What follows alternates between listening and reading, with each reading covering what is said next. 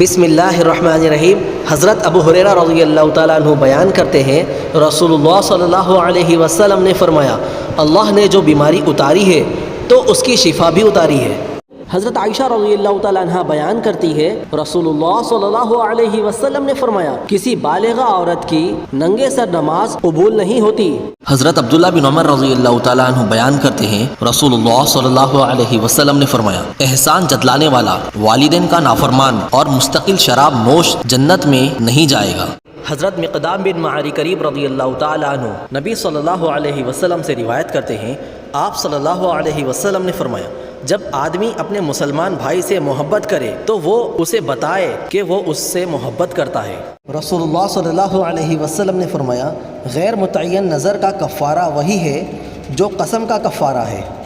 آپ صلی اللہ علیہ وسلم نے فرمایا، منافق کی علامتیں 3 ہیں، جب بات کرے جھوٹ بولے، جب وعدہ کرے اس کے خلاف کرے، اور جب اس کو امین بنایا جائے تو خیانت کرے۔